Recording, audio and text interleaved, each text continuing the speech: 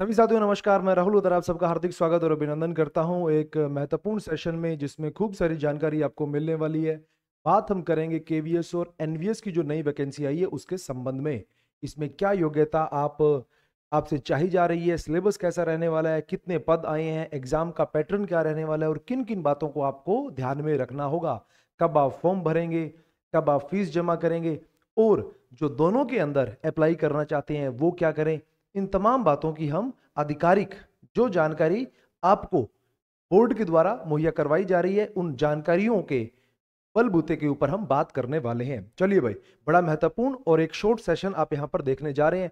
बात करते हैं वैकेंसी कितनी आई है, बात करते हैं वैकेंसी कितनी आई है। तो देख रहे हैं पोस्ट ग्रेजुएट टीचर पीजीटी जो 11वीं और 12वीं को पढ़ाएंगे, 11th और 12th को फिजिकल एजुकेशन पढ़ाएंगे। केवीएस में बात करें तो केवीएस में पीजीटी की कोई भी वैकेंसी फिजिकल एजुकेशन के लिए नहीं आई है। लेकिन अगर बात करें एनवीएस की, अगर हम बात करें एनवीएस की, एनवीएस के अंदर हमारे पास, अगर हम एनवीएस की बात करें तो एनवीएस में हमारे पास, एनवीएस की बात करें तो यहां पर हमारे पास physical education male and female. अगर हम बात करें अनरिजर्व्ड जनरल के अंदर तो 27 पद हैं। बात करें ईडब्ल्यूएस के अंदर तो हमारे पास 6 पद हैं। अगर हम बात करें ओबीसी नॉन क्रीमी लेयर 17 पद है। इसी तरह से एससी के अंदर 9 पद, एसटी के अंदर 4 पद और इसी तरह से टोटल हमारे पास 63 पद हो जाते हैं। यानी कि 11th और 12th में पढ़ाने के लिए, 11th 12th में फिजिकल एजुकेशन पढ़ाने के लिए नवोदय में हमारे पास कुल 63 वैकेंसी आई है 11th और 12th के लिए। 11th और 12th में फिजिकल एजुकेशन पढ़ाने के लिए पीजीटी में हमारे पास कितनी वैकेंसी है, हमारे पास कुल 63 पद आए हैं। और आगे बढ़ते हैं, और कौन कौन से पद हमारे पास आए हैं भाई, और आगे बढ़ते हैं, बात करते हैं for post graduate teacher computer science या फिर फिजिकल एजुकेशन। यहाँ पर क्या रिक्वायरमेंट आपसे चाही जा रही है, क्या रिक्वायरमेंट आपसे यहाँ पर चाही जा रही है। पे स्केल क्या होगा, लेवल 8 और अपर age limit not exceeding 40 year, 40 साल से ज्यादा आपकी एज यहां पर नहीं होनी चाहिए। और पीजीटी के लिए, पोस्ट ग्रेजुएट टीचर के लिए क्या क्वालिफिकेशन चाहिए जा रही है, इसेंशियल क्वालिफिकेशन की जो जरूरी है कि जिसके बिना काम नहीं चलेगा, मास्टर्स इन फिजिकल एजुकेशन। और इसके अंदर भी खास तौर पर क्या होना चाहिए, एमपीएड होना चाहिए। खास तौर पर क्या होना चाहिए, एमपीएड होना चाहिए। एमपीईएस या फिर अगर आप कहें एमए के अंदर तो वो यहाँ पर नहीं चलेगा, क्योंकि यहाँ पर क्लियरली इन्होंने मेंशन कर दिया है कि हम मास्टर्स इन फिजिकल एजुकेशन किसको मान रहे हैं, एमपीएड को हम मान रहे हैं। Degree from NCT recognised institute या फिर यूनिवर्सिटी विद एटलीस्ट 50% मार्क्स। और एमपीएड में भी आपके पास 50% अंक जो है वो होने चाहिए। डिजायरेबल, डिजायरेबल है कि हम इन लोगों को प्रीफरेंस देंगे, हम इन लोगों को प्रीफरेंस देने वाले हैं, लेकिन जरूरी नहीं है कि ये होनी ही क्वालिटीज आपके पास चाहिए। ये प्रेफरेंस कब मिलेगी, इंटरव्यू के अंदर। जिस व्यक्ति के पास ये क्वालिटीज होंगी उसको इंटरव्यू में थोड़े ज्यादा नंबर दे दिए जाएंगे। तो डिजायरेबल कि हम उन लोगों को चाह रहे हैं, ये तो जरूरी है, सबके पास होनी ही चाहिए, इसके बिना आप एलिजिबल नहीं है। लेकिन डिजायरेबल का मतलब है कि हम ये लोग चाह रहे हैं, क्या चीजें, should have represented at least state और national level in any sports या फिर games recognised by sports authority of India the concern federation. किसी भी फेडरेशन या फिर स्पोर्ट्स अथॉरिटी ऑफ इंडिया के द्वारा आपने स्टेट या फिर नेशनल लेवल तक पार्टिसिपेट किया होना चाहिए किसी भी खेल के अंदर। दूसरी बात, experience in recognised institute as physical education teacher, और शारीरिक शिक्षक के रूप में आपके पास कार्य किए होने का अनुभव भी होना चाहिए। तीसरी बात, experience of working in A residential school, और उस स्कूल के अंदर कार्य करने का अनुभव आपके पास होना चाहिए जहां पर बच्चे रुकते हैं। आवासीय स्कूल में, आवासीय स्कूल में कार्य करने का अनुभव आपके पास होना चाहिए। अगर ये अनुभव है तो आपको इंटरव्यू के अंदर जरूर वो फेवर करने वाले हैं। लेकिन ये क्वालिटी आपके पास या फिर ये डिग्री आपके पास, ये क्वालिफिकेशन आपके पास अनिवार्य रूप से होनी चाहिए। अब क्या केवल एमपीएड मांगी जा रही है, नहीं भाई। एमपीएड जो है वो बीपीएड के बाद का कोर्स है, एमपीएड बीपीएड के बाद का कोर्स है। तो हम मानते हैं कि इससे पहले की जो क्वालिफिकेशन है कि आपके पास बीपीएड तो होनी चाहिए भाई। एमपीएड बीपीएड के बाद होगी, एमपीएड बीपीएड के बाद होगी। यानी कि अगर आपके पास 8वीं 9वीं 10वीं को पढ़ाने की योग्यता नहीं है, केवल एमपीएड, तो वो नहीं चलेगा। आपके पास बीपीएड भी ठीक होनी चाहिए, बीए भी ठीक होनी चाहिए, उसके बाद आपके पास एमपीएड होनी चाहिए। इस बात का आपको यहां पर जरूर ध्यान रखना है भाई। उसके बाद TGT, trained graduate teacher, TGT जो हमारे यहाँ पर सेकंड ग्रेड के पद है राजस्थान में, वही पद टीजीटी कहलाते हैं। कहां पर, सेंटर की नौकरी के अंदर। यहां पर टीजीटी, केवीएस की अगर हम बात करें तो कितने पद हमारे पास है, केवीएस में हमारे पास कितने पद हैं, फिजिकल एंड हेल्थ एजुकेशन में हमारे पास अनरिजर्व्ड जनरल के 61 पद हैं, ईडब्ल्यूएस के 14 पद हैं, ओबीसी 38, एससी 21, एसटी 10, टोटल पद कितने हो जाते हैं, 144 पद हो जाते हैं। कुछ पद जो है वो जो पिछले साल की बैकलॉग की सीटें वो शायद यहाँ पर शामिल हो रही है। तो कुल पद कितने यहाँ पर 144 पद आपको यहाँ पर देखने को मिल रहे हैं टीजीटी के अंदर। 144 पद जो है आपको देखने को मिल रहे हैं केवीएस टीजीटी में। अगर हम बात करें एनवीएस की, अगर हम बात करें एनवीएस के अंदर टीजीटी के पद देखें तो यहां पर हमारे पास कितने पद हैं। यहां पर मेल के लिए और फीमेल के लिए अलग अलग वैकेंसी आई है। अगर मेल के लिए बात करें तो 52 पद और फीमेल के लिए बात करें तो 54 पद। इसी तरह से ईडब्ल्यूएस में 12-12 पद रहेंगे। और अगर हम बात करें ओबीसी में तो मेल के लिए 33 और फीमेल के लिए 34 पद यहां पर रहेंगे। इसी तरह से एससी और एसटी के लिए 18, 19, 9 और 9 पद यहां पर देखने को मिलेंगे। 124 और 128 सीट आपको यहां पर देखने को मिल रही है। 124, 128, 144 और 63 सीटें, इतनी सारी सीट आपको अभी सेंटर में देखने को मिल रही हैं। और ठीक ऐसा ही ईएमआरएस के अंदर भी फॉर्म जो है आ चुके हैं। तो 3 भर्तियां आपके सामने अभी हैं जिनके एग्जाम अभी होने बाकी हैं, तो आप तैयारी कर सकते हैं बेझिझक। चलिए भाई, क्या क्वालिफिकेशन यहां पर मांगी जा रही है कि अपर एज लिमिट यहां पर कितनी मांग रहे हैं? 35 यहां पर अपर एज लिमिट मांग रहे हैं। इसके अंदर टीजीटी में, और पीजीटी में 40, पीजीटी में 40। क्या क्या क्वालिफिकेशन होनी चाहिए? जब ईएमआरएस के संबंध में नोटिफिकेशन आया तो बहुत विवादित रहा। ठीक वही हाल यहां भी है, ठीक वही हाल यहां भी है। यहां पर TGT physical education male and female NVS के लिए क्या क्या आपको क्वालिफिकेशन चाहिए, इसेंशियल क्वालिफिकेशन की जो जरूरी है, क्या होना चाहिए कि 4 साल 4 year integrated BPEd course from NCT recognised institute with at least 50% marks. क्या बात बोली जा रही है कि जहां पर आप बीए और बीपीएड दोनों को कंबाइन इंटीग्रेटेड कोर्स के माध्यम से कर रहे हैं, जो लक्ष्मीबाई कॉलेज में हो रहा है, बीपीई या फिर बीपीएड 4 साल का जो कोर्स है, उसमें 50% अगर आपके अंक हैं तो आप एलिजिबल हैं। उसके बाद एक कंडीशन तो ये हो जाती है। अगली कंडीशन में क्या कह रहे हैं कि bachelors degree in physical science, physical education and sports offered by NCT recognized institute university with at least 50% marks provided that physical education is studied in all the years of graduation along with BPED at least 1 year duration or its equivalent from any NCT recognized institute या university with at least 50% marks। देखिए, दूसरी condition ये कहती है कि अगर आप BPES करते हो, BP या फिर जैसे इंदिरा गांधी कॉलेज के अंदर दिल्ली में BSc करवाया जाता है फिजिकल एजुकेशन में, तो ग्रेजुएशन के बदले आप कोई फिजिकल एजुकेशन का कोर्स वहां पर कर लें। फिजिकल एजुकेशन का कोई कोर्स किया हो ग्रेजुएशन के बदले, जिसमें 50% आपके पास अंक होने चाहिए और फिजिकल एजुकेशन आपने हर सत्र में पढ़ा हो। फिजिकल एजुकेशन का मतलब है कि हमारे जो सब्जेक्ट हैं वो हर किसी सेमेस्टर में आपने पढ़ा हो। उसके बाद कम से कम 1 साल की बीपीएड आपके पास और होनी चाहिए, यानी कि बीएससी अगर की है, उसके अलावा आपके पास कम से कम 1 साल की बीपीएड आपके पास होनी अनिवार्य है। और उसमें भी कितने प्रतिशत? 50% अंक चाहिए। ये दूसरी कंडीशन है। और तीसरी कंडीशन में क्या कहते हैं? Bachelor degree with physical education as an elective subject with 50% marks and participation in national और स्टेट और inter university competition in sports और गेम्स और athletics recognised by association on Indian university और Indian Olympic association along with BPED of at least 1 year duration or its equivalent from NCT recognized institute university with at least 50% marks। यहां पर क्या बात कह रहे हैं? यहां पर ये बात कह रहे हैं कि आप बीए करें, बीकॉम करें, बीएससी करें, कोई भी कोर्स आप यहां पर कर सकते हैं, लेकिन जरूरी है कि आपने किसी एक सेमेस्टर के अंदर फिजिकल एजुकेशन इलेक्टिव सब्जेक्ट के रूप में पढ़ा हुआ होना चाहिए। फिजिकल एजुकेशन आपने पढ़ा हुआ होना चाहिए, जरूरी है ग्रेजुएशन के दौरान। यहां पर साफ साफ लिखा हुआ है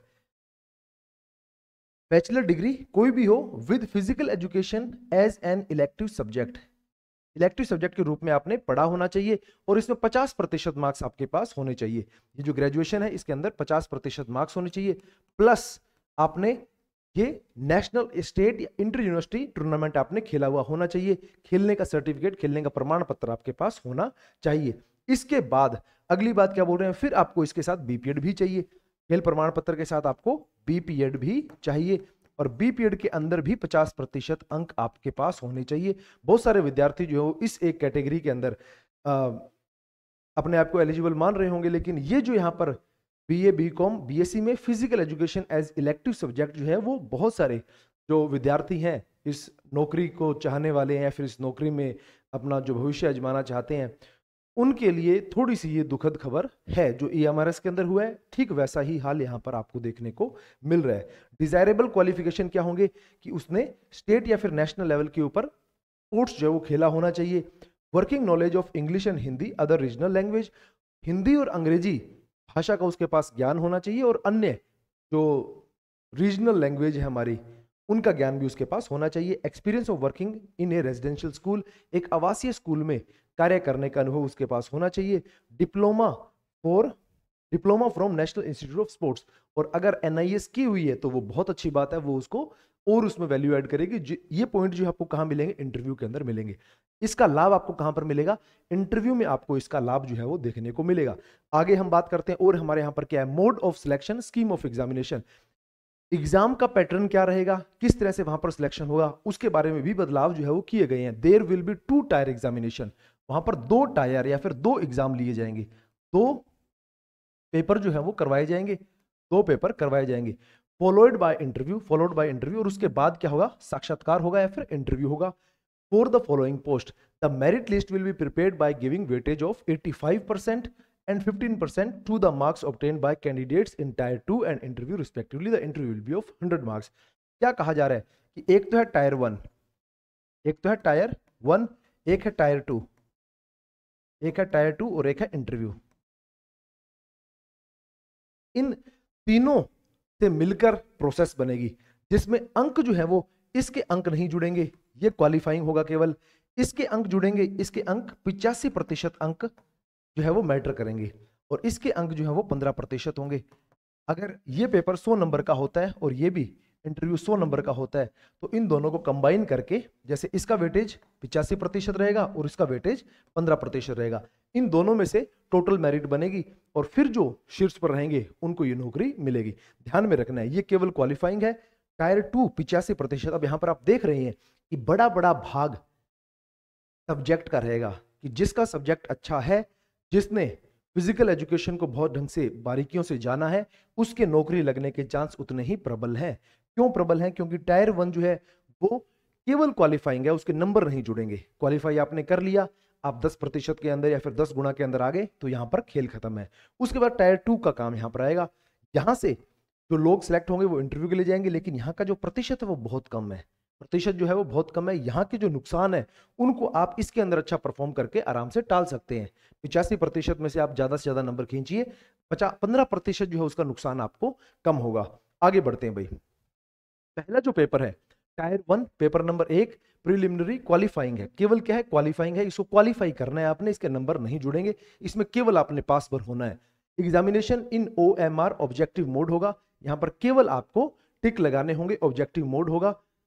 वैकल्पिक प्रश्न होंगे। The test for all the post except multitasking staff in NVS will be 2 hours। 2 घंटे का क्या होगा? ये टेस्ट होगा। टेस्ट कितने का होगा? 2 घंटे का होगा, without any time limited for each part of test individually. और किसी भी जितने भी ये पार्ट्स हैं उनके लिए अलग से टाइम नहीं मिलेगा। केवल यहाँ पर जो 100 प्रश्न आप देख रहे हैं, इन 100 प्रश्नों के लिए आपको 2 घंटे का टाइम दिया जाएगा। क्या क्या चीज यहाँ पर पूछी जाएगी? कंपोनेंट्स, जनरल रीजनिंग आएगी, न्यूमेरिक एबिलिटी आएगी, बेसिक कंप्यूटर लिटरेसी आएगी, कंप्यूटर के बारे में सामान्य जानकारी, जनरल नॉलेज पूछा जाएगा जिसमें करंट अफेयर्स हो जाएगा, लैंग्वेज कॉम्पिटेंसी टेस्ट, अंग्रेजी कितनी आपको आती है, और दूसरी language competency test 1 other modern Indian language, Hindi भी इसमें हो सकती है, कोई अन्य भाषा आप यहाँ पर चुन सकते हैं। और एक भाषा यहाँ पर क्या होगी? अंग्रेजी होगी। और इनके नंबर जो है वो मिलकर 300 नंबर होंगे। अब 300 नंबर में से आगे काम क्या होगा? इन 300 के बाद यहाँ पर क्या होगा कि tier 1 will be screening test होगा, जहां पर केवल शॉर्टलिस्ट किया जाएगा, केवल कैंडिडेट्स को यहां पर शॉर्टलिस्ट किया जाएगा। और टायर 2 एग्जाम रेशो क्या रहेगा? 1/10। जैसे मान लीजिए कि 50 सीट है तो 500 कैंडिडेट जो है उनको पास कर लिया जाएगा, 10 गुना कैंडिडेट पास किए जाएंगे।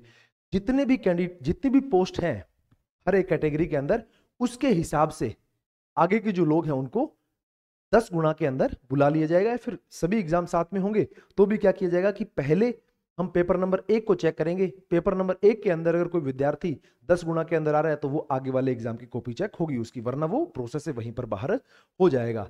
इन tier 1 each question carries 3 marks, और हर एक क्वेश्चन जो है वो 3 नंबर का है। 100 प्रश्न है, 300 अंक वहां पर हो जाएंगे। There will be negative marking for wrong answer in tier 1, और 1/3 यहां पर क्या होगी? नेगेटिव मार्किंग होगी, यानी कि 3 प्रश्न गलत करते हैं तो एक सही प्रश्न आपका चला जाएगा। Will be deducted for each wrong answer, unanswered question will not given any marks, और अगर आप उत्तर नहीं देते हैं तो ना नंबर कटेगा और ना नंबर जुड़ेगा। There is only one correct response for each question, और हर एक क्वेश्चन का एक सही उत्तर वहां पर रहेगा. Filling up darkening more than one response in any question will be treated as wrong response and one mark as wrong response will be deducted. और हर एक जो, अगर मान लीजिए कि 2 गोले भर देते हैं, सामान्य जानकारी 2 गोले भर देते हैं, तो आपका 1 नंबर कट जाएगा. क्यों? क्योंकि हर एक सही क्वेश्चन के 3 नंबर मिल रहे हैं, और 1/3 क्योंकि नेगेटिव मार्किंग है, तो 1 नंबर आपका काट लिया जाएगा. आगे बढ़ता हूं भाई. उसके बाद there will be separate tier 2, और टायर 2 जो है वो एक सेपरेट एग्जाम होगा. टायर 2 एक सेपरेट एग्जाम होगा. For each post there will be bilingual, और हिंदी और अंग्रेजी दोनों के अंदर पेपर देखने को मिलेगा. However for the post of PGT modern Indian language, और लैंग्वेज का अगर वो कोई टेस्ट है, अगर हिंदी का है, कोई अंग्रेजी का है, तो वहां पर आपको केवल एक भाषा देखने को मिलेगी. हमारे जानकारी है tyre 2 for all the post will be subject knowledge examination, और जो टायर 2 एग्जाम है वो आपके विषय से संबंधित है. Combination of pen paper and OMR based. ये महत्वपूर्ण जानकारी है कि यहां पर ऑब्जेक्टिव टाइप भी होगा, ओएमआर टाइप भी होगा, और साथ में पेन पेपर जहां पर आपको लिखना पड़ेगा, डिस्क्रिप्टिव होगा, जहां पर आपको कुछ बातें लिखनी पड़ेगी, केवल आपको गोले नहीं भरने हैं. The test will be 2.5 hours duration without any time limit for each part of test individually, और आपको कुल दोनों ही भाग के लिए 2.5 घंटे मिलेंगे. दोनों ही भाग के लिए 2.5 घंटे मिलेंगे. कितने प्रश्न आएंगे? ऑब्जेक्टिव जहां पर आप A B C D option में से कोई एक ऑप्शन को फिल करने वाले हैं, एक ऑप्शन को चूज करने वाले हैं, उसके अंदर 60 प्रश्न आएंगे. उसके 60 प्रश्न आएंगे, और इन 60 प्रश्नों की वेटेज भी कितनी होगी, या फिर कितना, एक क्वेश्चन का 1 अंक आपको दिया जाएगा. लेकिन बात करें डिस्क्रिप्टिव की, जहां पर आप चीजों को एक्सप्लेन कर रहे हैं, जैसे मान लीजिए कि आपको बैलेंस डाइट के ऊपर कुछ लिखने के लिए आ गया, तो बैलेंस डाइट को आप एक्सप्लेन करेंगे, लिखेंगे बैलेंस डाइट क्या होती है. उसके एक क्वेश्चन के 4 अंक मिलेंगे. एक क्वेश्चन के कितने मिलेंगे? 4 अंक मिलेंगे. तो यहां पर ऑप्शन या रेशो जो बन गया वो 6/4 बन गया. फिर 60% अंक आप ऑब्जेक्टिव से लेके आ सकते हैं, और 40% अंक आप डिस्क्रिप्टिव से लेके आ सकते हैं, पेन पेपर टेस्ट से लेकर आ सकते हैं. और कुल इनके अंक कितने बन गए? 100.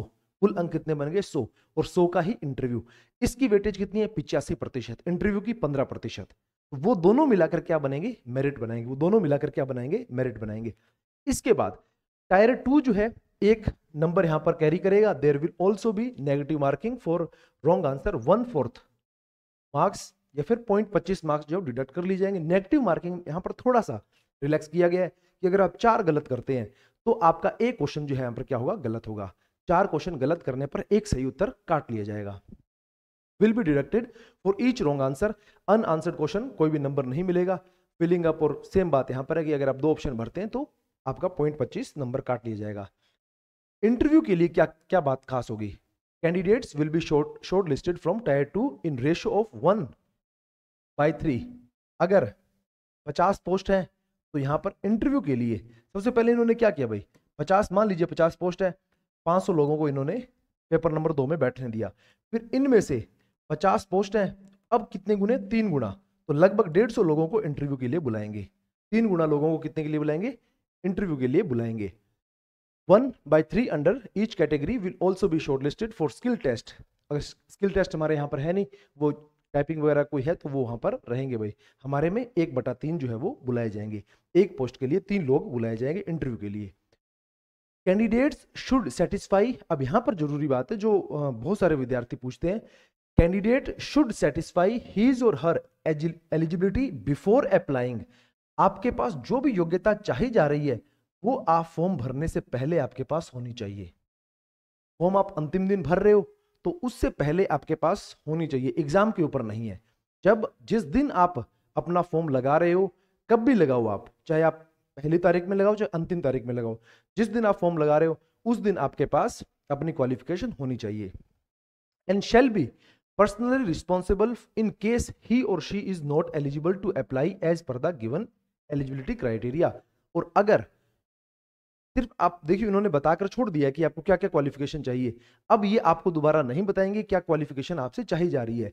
अगर क्वालिफाई है तो ही आप सिलेक्शन की दौड़ में आए, वरना आपको नहीं आना है. It is to be noted that if candidate has been allowed to appear in Tier 1, Tier 2 interview skill test, it does not imply that candidate's eligibility has been verified. अगर बाई चांस आप eligible नहीं है और आपने form भर दिया और आप टायर 1 के अंदर बैठ गए, वहां से सिलेक्ट होकर टायर 2 में चले गए, इंटरव्यू में भी चले गए, और अगर आप सिलेक्शन भी पा गए तो भी ये जरूरी बात है कि आप इस बात के ऊपर ये नहीं कह पाएंगे कि मुझे टायर 1 के अंदर भी बार कर देना, टायर 2 में क्यों ले गए, मुझे इंटरव्यू में क्यों बिठाया आपने, एलिजिबल नहीं था। तो आपकी एलिजिबिलिटी इस बात से टेस्ट नहीं होती कि आप आगे बढ़ रहे हैं, फिर आपको आगे ले जाया जा रहा है। वो गलती हो सकती है, लेकिन अपनी एलिजिबिलिटी के बारे में ख्याल किसको रखना है, आपको रखना है। ये बात यहां पर बोली जा रही है कि अगर आपको पता है, यहां पर ये इन्होंने एलिजिबिलिटी बता दी है कि क्या योग्यता चाह रहे हैं, अगर वो योग्यता आपके पास नहीं है तो आप इस प्रोसेस में नहीं आए। उसके बाद अगर आप जॉब भी लग जाते हैं तो कभी भी आपको निकाला जा सकता है। आप जॉब लग गए हैं, आपने इंटरव्यू दे दिए, आप टायर 2 में बैठ गए हैं, उससे आपकी योग्यता निर्धारित नहीं हो जाती है कि आप योग्य हो गए हैं। ये बात यहां पर बोली जा रही है। It does not vest any right with the candidate for appointment. और अगर मान लीजिए कि आप बचकर निकल गए किसी की नजर से, अगर बाई चांस ऐसा हो जाता है, योग्य नहीं है और जॉब लग जाते हैं, तो भी आप एलिजिबल योग्य नहीं माने जाएंगे। The eligibility should be finally verified by the concern appointing authority. और जो आपको अपॉइंटमेंट दे रहा है उससे एक बार पहले वो वेरीफाई करेगा कि ये व्यक्ति जो है वाकई में एलिजिबल है या फिर नहीं है। उसके बाद process of allocation of candidates to KVS और एनवीएस। और केवीएस और एनवीएस के अंदर डिसाइड कैसे होगा कि कौन व्यक्ति केवीएस में जा रहा है, क्योंकि भर्ती इकट्ठी आई है केवीएस और एनवीएस की, तो कैसे ये डिसाइड होगा कि कौन केवीएस में जाएगा और कौन एनवीएस में जाएगा।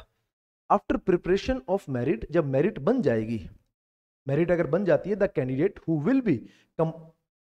who will be in combined list merit of KVS and NVS for same post or in the merit list of more than one post will have to mandatory submit their preference of post in KVS and NVS in the online portal, link of which will be available for a certain notified period in ongoing online login of application form of candidate who will be present in tier 2 and interview skill test। अगर आप by chance KVS और NVS दोनों की combined merit में आ जाते हैं, और कई बार ऐसे विद्यार्थी होते हैं जिन्होंने इतिहास से भी कोई डिग्री कर रखी है और जिन्होंने बीएड कर रखी है और बीपीएड भी कर रखी है, तो उसने एक टेस्ट जो है वो एक एग्जाम किसी अन्य सब्जेक्ट से दे दिया और एक अन्य से एक फिजिकल एजुकेशन दे दिया, तो उस एक संबंध में उसको चयन करना होगा कि वो किस एक लाइन में केवीएस में जाना चाहता है, एनवीएस में जाना चाहता है, वो इतिहास का अध्यापक बनना चाहता है या फिर शारीरिक शिक्षक बनना चाहता है। वो उसको वहां पर एक ऑप्शन चूज करना होगा कि मैं ये काम यहां पर करना चाहता हूं। अगर वो एक से ज्यादा मेरिट लिस्ट के अंदर आता है, एक से ज्यादा सब्जेक्ट के अंदर आता है, तो उसको एक सीट को त्यागना पड़ेगा और एक सीट के ऊपर उसको रहना पड़ेगा। वो उसकी पसंद होगा कि वो कोई भी सीट उनमें से रख सकता है। The allotment of post and department will be done as per merit. और मेरिट के आधार पर डिपार्टमेंट और पोस्ट जो है वो दी जाएगी, पोस्टिंग दी जाएगी। And choice indicated by the candidate on above link. A candidate will be allowed only one post as per his or her choice filled in the link according to merit, total marks obtained by candidate irrespective of the fact that the candidate has appeared in tier 2 and interview skill test for more than one post। और आपको पद जो है वो केवल एक ही मिलेगा, एक ही जगह पर आपको पोस्टिंग जो है वो दी जाएगी भाई। इसके अलावा अप्लाई कहां पर कर सकते हैं भाई? आप सीबीएसई की साइट पे जाके कर सकते हैं, आप केवीएस संगठन की साइट पे जाके कर सकते हैं, और नवोदय समिति की आप साइट पे जाकर कर सकते हैं। 3 वेबसाइट हैं, 3 वेबसाइट के ऊपर आपके फॉर्म भरे जा रहे हैं, सीबीएसई, केवीएस और नवोदय। इनके अलावा कहीं भी आप फॉर्म भरते हैं तो फॉर्म मान्य नहीं होगा, ये बात भी ध्यान रखनी। इनके अलावा कहीं भी आप फॉर्म भरते हैं तो फॉर्म मान्य नहीं होगा।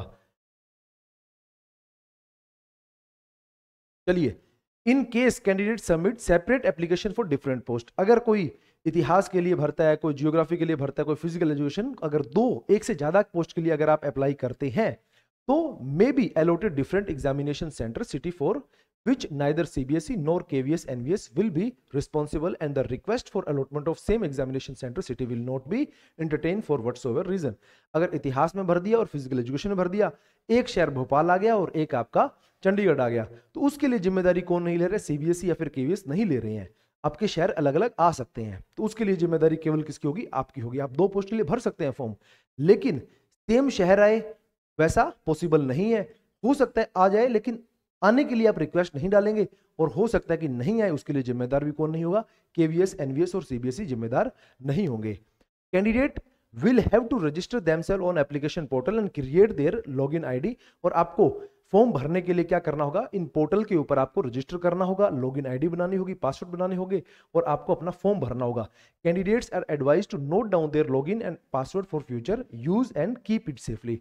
और आप जो भी आईडी बनाएं, जो भी पासवर्ड रखें, उनको आप नोट डाउन करके जरूर रखें। भविष्य में आपको रिजल्ट देखने के लिए, आपको महत्वपूर्ण जो लिंक है उनको खोलने के लिए, उन ऑप्शन को फिल करने के लिए आपको उनकी आवश्यकता रहेगी। Candidate should fill all the particulars in online application form very carefully. और जो भी आप भरे, बड़ी सावधानी पूर्वक आपने उस फॉर्म के अंदर भरना है। Scan and upload the recent photograph and signature at appropriate place as per instruction contained in the online application form and submit the same online. आपने फॉर्म को प्रिंट आउट निकालना है, प्रिंट आउट निकाल के आपको फॉर्म को भरना है। वहां जहां भी कोई पोस्ट ऑनलाइन भरा जाएगा, जहां भी आपको फोटो लगानी है, जहां भी आपको स्कैन करके आपका थंब इंप्रेशन लगाना है, उनको आप ठीक ठीक जगह पर अपलोड आपने करना है और जैसा आपको कहा जाए वैसा आपने अपलोड करना है, कोई गलती उसमें नहीं करनी है। No modifications are allowed once the online application form is submitted. और अगर एक बार आपने फॉर्म को सबमिट कर दिया, उसके बाद कोई भी मॉडिफिकेशन, कोई भी बदलाव आप नहीं कर पाएंगे।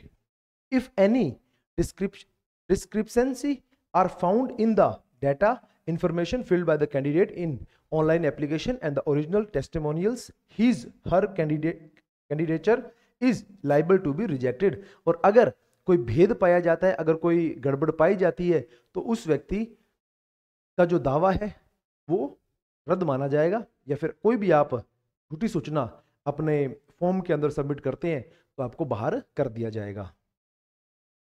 चलिए भाई, उसके बाद आपकी फीस कितनी रहेगी अगर टीजीटी की देखें, और अगर आप पीजीटी की देखें तो फीस आपको कितने पे करनी होगी। 1500 रुपए एग्जामिनेशन फीस और यही 1500 रुपए टीजीटी के लिए और पीजीटी के लिए, और प्रोसेसिंग फीस जो है वो 500 रुपए। तो कुल अगर आप जनरल के, ओबीसी के विद्यार्थी हैं तो आपको 2000 रुपए दोनों फॉर्म के लिए देने होंगे भाई। In case candidate applying for similar post in KVS and NVS both, he और शील हैव टू पे फी फॉर सिंगल पोस्ट। अगर आप टीजीटी के लिए अप्लाई कर रहे हैं, टीजीटी केवीएस, टीजीटी एनवीएस, दो पोस्ट के लिए अप्लाई करें, सेम पोस्ट के लिए अप्लाई करें, तो पैसे आपको एक पोस्ट के देने होंगे, दो पोस्ट के पैसे आपको नहीं देने होंगे। No examination fees is required to be paid by candidate belonging to SC, ST, PWBD. इन कैटेगरी के विद्यार्थियों के लिए कोई भी फीस नहीं रहेगी। लेकिन या फिर एक्स सर्विसमैन हो, however the processing fees of 500 rupees will have to be paid by each and every applicant। और 500 रुपए की प्रोसेसिंग फीस जो है वो आप निश्चित रूप से क्या करने वाले हैं, पे करने वाले हैं, ये शुल्क आप जरूर पे करने वाले हैं। The candidates are not required to send hard copy to of confirmation page to CBSE. और आपको क्या नहीं करना है, हार्ड कॉपी नहीं भेजनी है, हार्ड कॉपी आपको नहीं भेजनी है। हाँ, ये जरूर आपको एडवाइस किया जा रहा है कि आप हार्ड कॉपी रिटेन जरूर कर लें। जो भी फॉर्म आप भरें उसको आप डाउनलोड जरूर कर लें कि आपने क्या फॉर्म भरा है वो आपके पास होना चाहिए। ऑनलाइन आप फॉर्म भरेंगे, लेकिन उसकी हार्ड कॉपी सीबीएसई कार्यालय में भेजने की आवश्यकता आपको नहीं है। इंपॉर्टेंट डेट्स, रजिस्ट्रेशन कब ओपन हो रहे हैं, 14 नवंबर को। 14 नवंबर को रजिस्ट्रेशन ओपन हो रहे हैं सुबह 10 बजे से, और कब क्लोज हो रहे हैं, 4 दिसंबर को ये क्लोज हो रहे हैं। 4 दिसंबर को 11:30 बजे, 11:50 रात को ये बंद हो रहे हैं। साथ में ये भी है कि भाई अंतिम दिन तक आप इंतजार नहीं करें। लास्ट दिन अगर सर्वर डाउन रहता है तो उसकी जिम्मेदारी भी केवीएस, सीबीएसई और एनवीएस नहीं ले रहे हैं। आप प्रयास करें कि पहले या जल्दी फॉर्म भरने का प्रयास आपको करना है। फीस डिपॉजिट होना कब शुरू होगा, जब फॉर्म भर रहे हैं सेम उसी तारीख को, उसी समय पर आप फीस डिपॉजिट कर सकते हैं। और खत्म कब होगा, जब फॉर्म भरने बंद हो जाएंगे उसी समय पर फीस डिपॉजिट जो है वो भी बंद हो जाएगा। ये प्रमुख कुछ जानकारियां थी। सिलेबस यहां पर क्या होगा भाई, जो फिजिकल एजुकेशन और खास तौर पर टीजीटी के जो ज्यादा विद्यार्थी हैं उनके लिए सिलेबस यहां पर क्या होगा। सिलेबस के अंदर कॉन्सेप्ट ऑफ फिजिकल एजुकेशन, सामान्य जो फिजिकल एजुकेशन के कॉन्सेप्ट हैं, जिसके अंदर मीनिंग क्या है, definition, AIIMS and objective, modern concept क्या है, कि नवाचार वहां पर क्या हो रहे हैं, स्कोप क्या है फिजिकल एजुकेशन का, importance of physical education, place of physical education in total education process, और सामान्य जो हमारी शिक्षा है उसमें शारीरिक शिक्षा का क्या योगदान है, क्या महत्व है, इसके बारे में यहाँ पर यूनिट नंबर 1 के अंदर या फिर पार्ट नंबर 1 के अंदर आपको पढ़ने को मिलेगा। दूसरे के अंदर physiological aspects of physical education, जिसके अंदर आप इफेक्ट ऑफ एक्सरसाइज और muscular system, circulatory system, respiratory और डाइजेस्टिव सिस्टम के ऊपर आप इफेक्ट पढ़ेंगे, क्या प्रभाव एक्सरसाइज करने के पढ़ते हैं, फिजियोलॉजिकल एस्पेक्ट यहां पर पढ़ते हैं।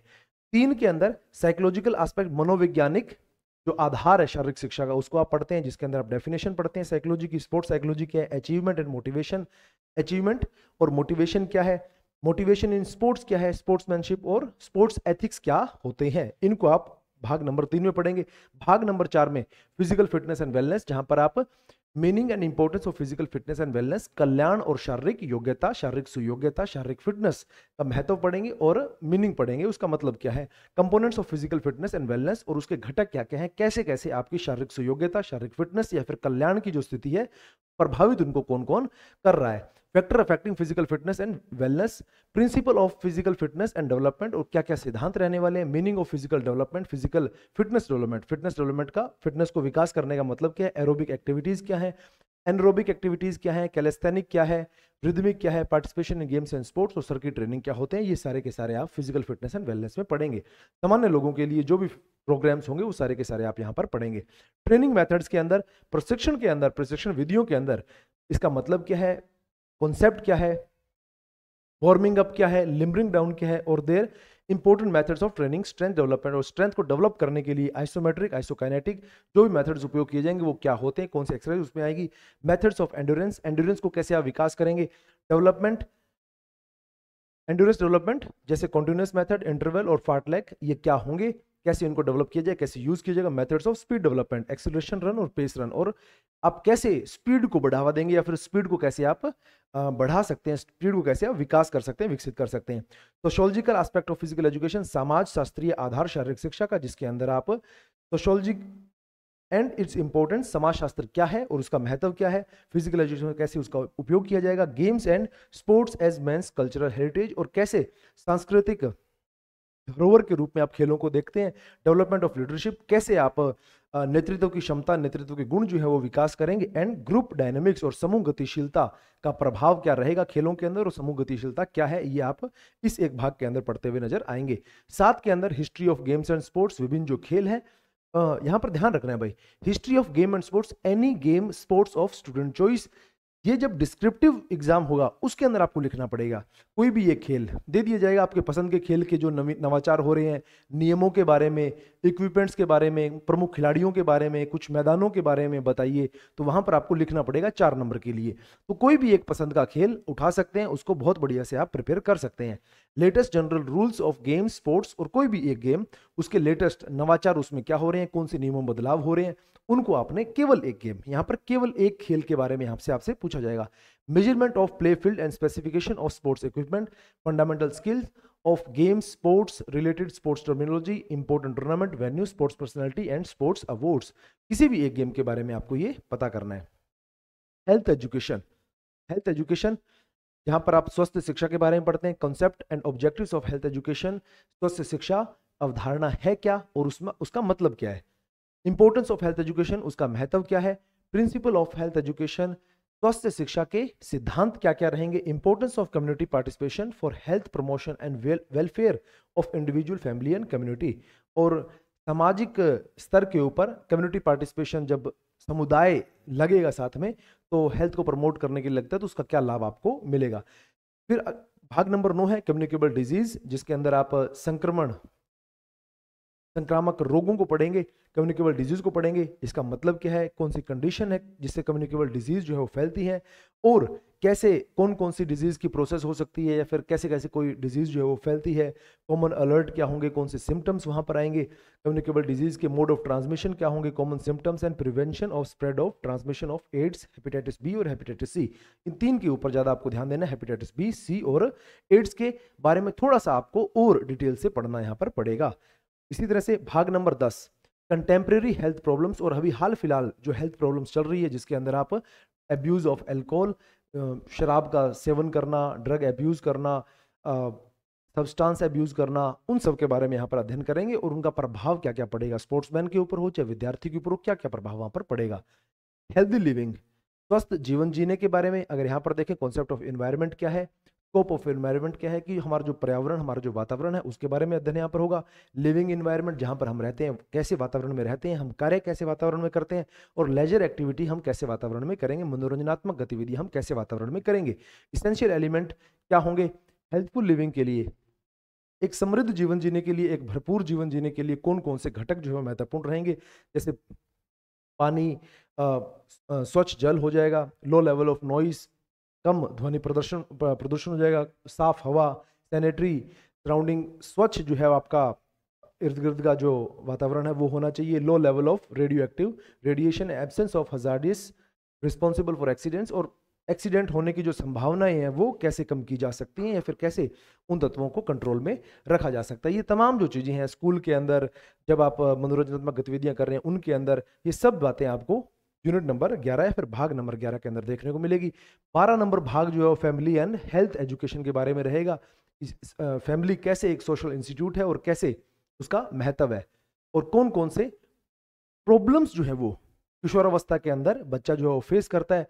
ह्यूमन रिप्रोडक्शन सिस्टम जिसके अंदर menstruation, conceptual and prenatal care problem associated with premarital sex and teenage pregnancies, preparation of marriage, role of parents in child care. ये तमाम जो टॉपिक है वो आप 12 नंबर यूनिट के अंदर पढ़ेंगे। 13 के अंदर prevention and first aid of common sports injury, यहाँ पर सॉफ्ट टिश्यू इंजरी, स्प्रेन और स्ट्रेन, बोन इंजरी और जॉइंट इंजरी। अब यहाँ पर केवल इतने ही नहीं, इतनों के ऊपर तो ध्यान देना है आपने बहुत अच्छे से पढ़ना है। ये वो चीजें हैं जिनको 4 नंबर के क्वेश्चन के अंदर पूछा जा सकता है, तो वो आपने वो स्पेसिफिक कर दिया। बाकी आपको इस एक टॉपिक के अंदर जितनी भी चीजें आती है, जो भी छोटी छोटी यहाँ पर डिजीज आती है, उनको भी आपने पढ़ना होगा, चलिए जरूरी बात, आज की क्लास की सबसे जरूरी बात कि तमाम बातें हों, या फॉर्म भरेंगे, कब फॉर्म भरेंगे, कब आप फीस भरेंगे, कैसे आप तैयारी करेंगे। हम तैयारी कर लो ऐप के ऊपर, हमारी ऐप का नाम क्या है भाई, तैयारी कर लो, तैयारी कर लो हमारी ऐप का नाम है।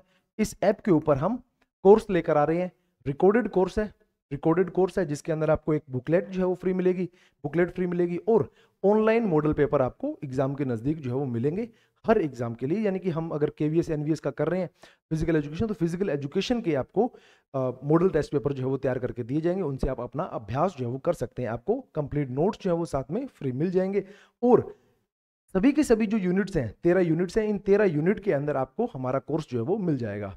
एक क्लिक के ऊपर आपको तमाम जो क्लासेस मिल जाएंगी।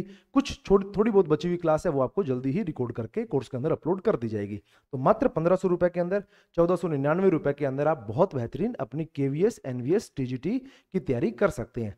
पीजीटी का सिलेबस आने के बाद हम पीजीटी के कोर्स भी ऐड कर देंगे, लेकिन अभी हमारे पास केवल सिलेबस टीजीटी का है। तो टीजीटी के लिए हम एक बार कोर्स जो शुरू कर रहे हैं, पीजीटी के लिए भी हम इसी के अंदर ऐड करेंगे। तो दोनों कोर्स के लिए दोनों ही पेपर के अंदर के लिए हम एक कोर्स के अंदर दोनों की दोनों पेपर का हम कवर कर रहे हैं भाई। दोनों आपने ध्यान रखने हैं, और इसके अंदर मॉडल पेपर और फ्री बुकलेट आपको मिलने वाले हैं। कोर्स का प्राइस मात्र 1500, और एग्जाम तक लगभग 1 साल तक इसकी वैलिडिटी रहती है आमतौर पर। जब भी आप परचेज करते हैं, तो अगर एग्जाम मार्च अप्रैल मई में हो जाए तो उसके बाद भी आपके पास ये कोर्स जो है वो साल भर के लिए पड़ा रहेगा।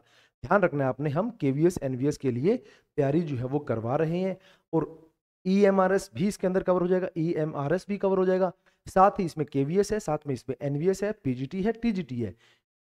हर एक एग्जाम के लिए एक कोर्स मात्र 1500 रुपए, जिसके अंदर आपको नोट्स और टेस्ट पेपर जो है वो फ्री मिलने वाले हैं। टेस्ट पेपर आपको फ्री मिलने वाले हैं। चलिए, इसके अलावा कोई भी जानकारी जिसके संबंध में जो बताई नहीं गई हो, या फिर आपको लगता हो कि जिसके बारे में चर्चा की जानी चाहिए, तो आप कमेंट सेक्शन के अंदर बिना किसी हिचक के, बिना किसी शंका के लिख सकते हैं। आपको कमेंट के माध्यम से उसका रिप्लाई, उसका जवाब जो है वो दे दिया जाएगा। तमाम साथी जो इस लाइव सेशन में मेरे साथ जुड़े, सभी साथियों का बहुत बहुत धन्यवाद।